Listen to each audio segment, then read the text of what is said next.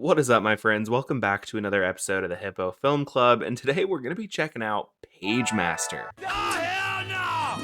Oh, hell no! Oh, hell no! Michael, no! Okay, Alexa, turn off audio recording. Yeah, time to masturbate to this. Ah! Wait a minute, I don't have an Alexa. Getting children to read has always been a struggle in the United States. Many different programs and strategies have been formulated to improve childhood literacy throughout the years. As the future rages on, new ways to encourage literacy were adopted, leading us to the magnum opus of reading encouragement, the weirdest fever dream movie from your childhood, The Pagemaster. Look, Mother Goose! Hey, girl! The Pagemaster is a 1994 film that fuses 2D animation with live action. Macaulay Culkin is in this movie playing Richard, again, a young boy who has zero respect from his dad. Again? His dad despises him because he, needs to care less about statistics. I mean, the IMDb description for the film says, a cowardly boy who buries himself in accident statistics. 8% of all household accidents involve ladders. Another 3%. I signed him up for Little League. He drove everybody crazy with statistic ball. Richard's dad is played by Ed Begley Jr. This is Clifford Maine now. Feel old yet? At the start of the movie, he's just like, oh, my idiot chud son that's a nerd won't just grow up already. Why can't this freak just be like a normal adult? I just want to be a good father. Like, excuse me? We have this young boy. He's crafty and smart, and the movie kind of shirks that. It's treating those qualities like part of the character flaw. I get the idea that a kid could see this and think that being studious and statistically minded are bad traits. The movie could be saying reading is what helps this kid overcome those anxieties, which I think is kind of what it's playing at, but I just don't think it works. Ultimately, to overcome his character flaw, Richard will just get bailed out of everything by Deus Ex Machinas and sentient books, and it gets to a point. And we'll get to those books, but let's set this up right. So he arrives at the library and meets the librarian, played by Christopher Lloyd. Yeah, that's the doctor from Back to the Future. Feel old yet? Christopher Lloyd is also the titular Pagemaster upon entering animation. I don't know what was going on in 1994, but I'm pretty sure librarians can't just hastily grab children, no matter, the intent behind it. Anyways, Richard dies. He becomes a cartoon once he enters purgatory, and he'll have to perform 3 trials, I guess. Horror, adventure, and fantasy. If he fails, he'll go to hell. And if he succeeds, he gets to go back to his shitty real life. Honestly, I wouldn't be trying that hard. Ball. Anyways, these trials coincide with the books that he meets. Adventure is a pirate voiced by Patty Stewart. He's very boisterous and loud. Fantasy is a fairy voiced by Whoopi Goldberg. She's sassy. Last but not least is horror. A zombie voiced by Frank Welker. And he's doing a Spike from the Land Before Time, Igor type thing. He's smiling. Now, stacked up, that's a very strong cast. The filmmakers behind The Pagemaster are also extremely talented. You have co-directors Pixote Hunt and Joe Johnston. Hunt is an animator most well known for making the Symphony No. 5 segment and Fantasia 2000, and more generally, he animated and character designed on a lot of films in the 80s and the 90s. Joe Johnston is the more well-known established director, known for Jumanji, The Rocketeer, Honey, I Shrunk the Kids, Captain America, amongst other things. That's why it's so baffling how bad this movie is. It isn't even structured like a movie. Characters just get plopped into situations. It's almost like an anthology story.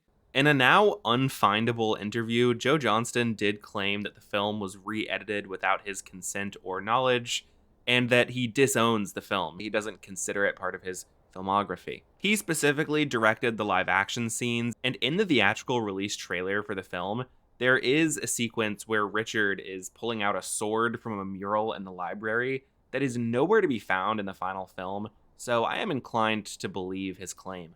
I get the impression that we were going to spend a lot more time in the live action world and probably would have spent the actual climax of the film in the live action world, but that was cut and left it to the not actually climax of the animated segment of the film to be the climax of the entire film, where not originally intended. There are tons of cute book references. There's this Atlas reference. Richard does the Atlas pose while he lifts the book off of him. That's cool. But let's look at the trials, the real meat of the quote unquote story. The first trial will be horror, which leads to a haunted house owned by Dr. Jekyll and Mr. Hyde. Voiced by Leonard Nimoy, by the way, if the cast wasn't stacked enough. Dr. Jekyll is creepy. They do a good job with that. I would go as far as to say that this probably scared a lot of children. Richard in the books will end up jumping off of the roof of his mansion, which is a great height. It's a scary thing, so props to the coward Richard for showing some bravery. This being said, the movie really doesn't get that much goodwill. This entire sequence, from them arriving to Dr. Jekyll's house and then escaping Mr. Hyde, is 6 minutes long. The conflict isn't 6 minutes long. Like, getting to know Dr. Jekyll and then him turning into Mr. Hyde and then them running away, all of that takes place over 6 minutes. And I'm going to be honest, that's ridiculous. Now on to adventure as the movie materializes in ocean out of thin air. The books and Richard set sail before running into Captain Ahab hunting Moby Dick, which unfortunately leads to the untimely death of horror and fantasy. I'm afraid they've gone below with Davy Jones. No, what? Just kidding. It was a bait and switch, idiot. Not a very good one, or very effective emotional one. Richard has known these books for like 7 minutes, maybe 10, maybe even 15 for like adventure. You guys are the only friends I've ever had. Now, before the final trial, I want to really dig into why I think this doesn't work. Now, let's turn our nostalgia blinders off, because I know this movie has like a cult following, people who remember it fondly from their childhood. And look, all the power to you if you enjoy this movie. I think that's great. I think that if you hadn't seen it, if you don't have that connection to it, I struggle to imagine that anyone above the age of 10 or 11 could watch this for the first time and make anything of it. The books, as in the stories, not the sentient books, are being presented as obstacles to overcome in service of a larger story that completely fundamentally breaks the fact that these are stories. Captain Ahab and Moby Dick work as a foil because of how the book sets up Captain Ahab's character frustrations with aging, his feeling that he can't accomplish anything, leading to his obsession with the whale. Dr. Jekyll is frustrated with society and creates Mr. Hyde so he can indulge and also hide behind this alternate personality. But upon presentation, Captain Ahab is just a guy trying to hunt a whale for 2 minutes. Dr. Jekyll is just a guy that threatens a child and like kills books. And in response to these things, they run and they find stairs, or they find another storybook character to bail them out. For a story like this to work, you have to like spend more time with each story in between the main story to make a story take a shot. The movie is less than an hour and a half long. It's actually an hour and 15 minutes. It takes 25 minutes to get Richard to the first trial. So we have no time to spend on any of this. They're rushing through every reference and every obstacle so the movie can be as short as humanly possible. And why? If you're making a movie to try and make a serious attempt at encouraging reading, why treat it like this thing that you have to get through? Why is it so short? Which producer has beef with Joe Johnston? Why did they ruin their movie for this? So we're presented with 4 different conflicts in the cartoon and 2 live action conflicts, and not a single one of them have any time to breathe. The conflict with Richard and his father is only addressed in 2 scenes. Dr. Jekyll takes up 3 minutes of screen time, Long John Silver's in 5. The majority of the film's runtime is made up of the stuff in between the stories and the conflict. The characters just floating around, walking around, arguing over nothing, books kissing, Richard getting a lobotomy. You're no Pagemaster.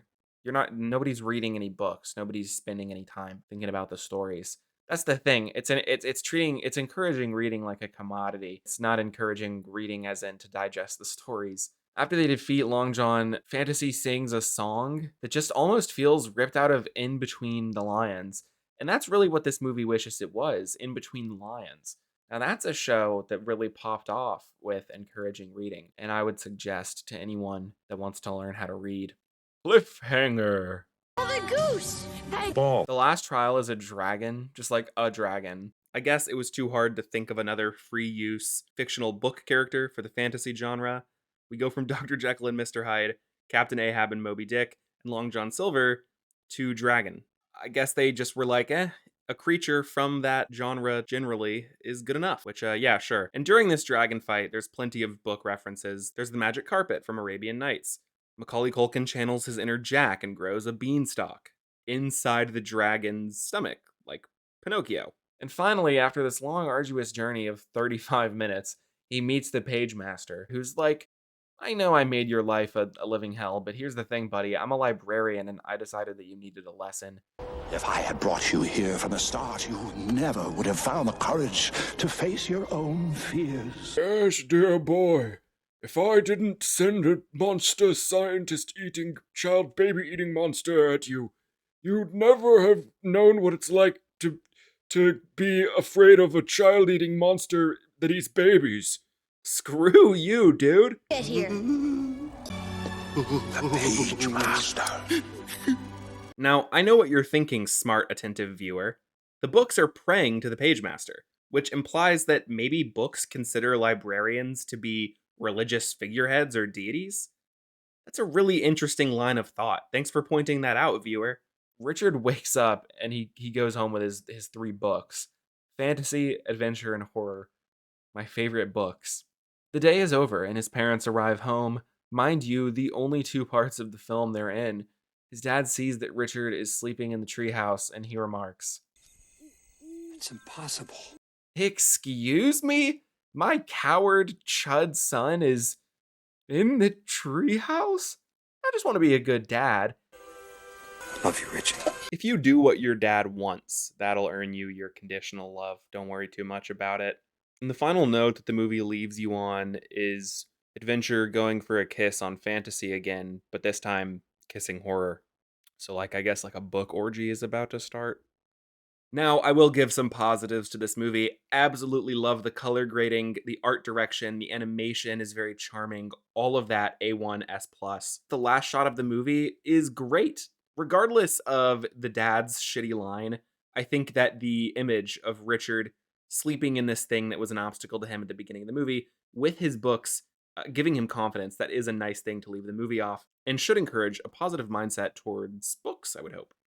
This was a movie that had tons of potential to be very memorable, very special, and it fails to do so by shirking cohesiveness. I remember liking this movie as a child, but my only memories of it going in were the dragon. The film doesn't really give you anything to hold on to. There's no rhyme or reason as to why the genres were what they were. Adventure, horror, fantasy, why? It could be romance, thriller, nonfiction, drama, comedy, action, whatever. I'm not saying it should have been, but I can't find any reason as to why the ones they chose were. They could have gone deeper and reflected different parts of Richard through these, using fantasy, adventure, and horror to explore different parts of his psyche, but it's just like all of them give him anxiety. Okay, me too. The Pagemaster is bad. It's really bad. I think that overall, the movie maybe will, for some children, encourage a positive mindset towards books to the right kind of kids, regardless of its mindless character and plot writing, just because of the fact that the books are so colorful and full of personality, and the books are kind of presented as these cool, adventures. So in that regard, I think the film accomplished what it set out to do, maybe in 12% of cases, hopefully. I don't know. I just made that number up. Show your kids Reading Between the Lions. Also, big shout out to my channel members, Kat McKee and Mick Snickerbottom. Thank you all so much for supporting the channel and getting these super cool emojis in the process. Show your kids Reading Between the Lions. Thank you so much for watching this. If you enjoyed, make sure to like, comment, subscribe, all that jazz. Check out another one of my videos. That's the best way to support me. Other than that, have a great day or night. Hippo out.